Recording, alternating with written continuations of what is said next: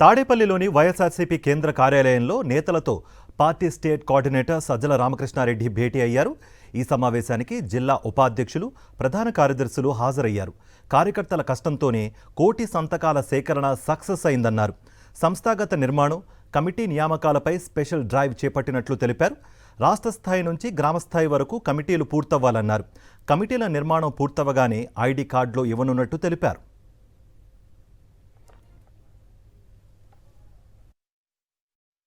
ఇవి మనం ఏదైతే సంస్థాగత నిర్మాణం పూర్తి చేద్దామనుకుంటున్నామో కేవలం వాటి కమిటీలు వేసి హెడ్ ఆఫీస్ తెప్పించి అట్టలు కట్టి పక్కన పెట్టడం కాకుండా ఇదంతా కూడా డిజిటలైజ్ చేసి ఈ డేటా ఏదైతే ఉందో టెక్నాలజీ కూడా వచ్చింది కాబట్టి గతంలో లేని విధంగా దానికి ప్రోగ్రాం కూడా తయారైంది.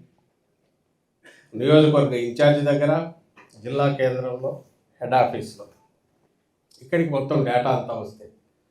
ప్రతి కమిటీ సభ్యుడు రాష్ట్ర స్థాయి నుంచి కింద గ్రామ కమిటీ వరకు, అది ప్రధాన పార్టీ కావచ్చు, అనుబంధ విభాగం ఏదైనా కావచ్చు, వాళ్ళందరికీ సంబంధించిన డీటెయిల్స్తో వాళ్ళు ఏంటి, వాళ్ళ వయసు, వాళ్ళ విద్యార్హతలో లేక వాళ్ళ ఇంట్రెస్ట్లు ఏమున్నాయో, ఆసక్తులు ఏమున్నాయో, ఇంతకుముందు నాయకత్వంలో ఇప్పుడు ఏముండేవాళ్ళు, ఇప్పుడు ఏమున్నారు, వీటన్నిటిని తీసుకొని వాటన్నిటి కూడా రికార్డు చేసి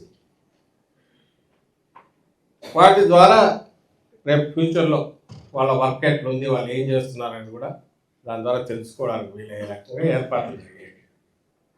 ప్రధాన కార్యదర్శులు కావచ్చు, జిల్లా స్థాయి అనుబంధ విభాగాల అధ్యక్షులు కావచ్చు, అన్నీ మండల స్థాయి అయిపోయి, నియోజకవర్గం అయిపోయి ఇప్పుడు విలేజెస్ చేస్తున్నాం. ఇవన్నీ పూర్తి అయ్యేసరికి మనకు దాదాపు 16 నుంచి 18 లక్షల మంది పైగా రాష్ట్ర స్థాయి నుంచి రాష్ట్రం మొత్తం కింది గ్రాస్ రూట్స్ అంటే గ్రామ స్థాయి వరకు బూత్ కమిటీలు కాక మనకు కమిటీ సభ్యుల రూపంలోనో, నాయకుల రూపంలోనో వైఎస్ఆర్ కాంగ్రెస్ పార్టీ నాయకులు క్షేత్రస్థాయిలో మనకు తయారవుతారు. ఈ సైన్యం రేపు నడిపిస్తుంది. విలేజ్ మొత్తం మన అభిమానులు, పార్టీ కార్యకర్తలు, క్రియాశీల కార్యకర్తలు, సీనియర్ నాయకులు కూర్చొని మొత్తము అందరి ప్రాతినిధ్యం ఉండే రకంగా కమిటీలు సెలక్షన్ జరగాలి. అందరూ కూర్చొని ఇగో వీళ్ళైతే బాగుంటుంది, అందరికీ అవకాశం ఇవ్వడానికి తగినన్ని కమిటీలు ఉన్నాయి. ఒక దాంట్లో కాబట్టి ఇంకో దాంట్లో పెట్టుకోవచ్చు. అలాగే సభ్యులు కూడా పెంచుకోవచ్చు, ఒకరిద్దరిని, తప్పు ఇబ్బంది లేదు. ఎందుకంటే అల్టిమేట్ మనకు కావాల్సింది అందరూ సాటిస్ఫై కావాలి, అందరూ ఇంట్రెస్ట్, ఆసక్తితో పనిచేయాలి, పనిచేసే స్వభావం ఉండేవాళ్ళు కావాలి, బాధ్యత తీసుకోగలిగేవాళ్ళు. దీనికి తోడు ఇప్పుడు ఈ రోజుల్లో సోషల్ మీడియా అనేది ఎంత ఇదైందని మీ అందరికీ తెలుసు. ప్యాంట్ వేసుకున్న వాళ్ళు తెలుసు, పంచెలు కట్టుకున్న వాళ్ళు తెలుసు. ఏది లేకపోతే వాట్సాప్ అయితే అందరూ చూస్తున్నారు.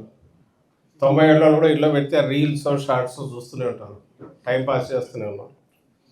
సో ఇట్స్ మన జీవితంలో అది పార్ట్ అయింది.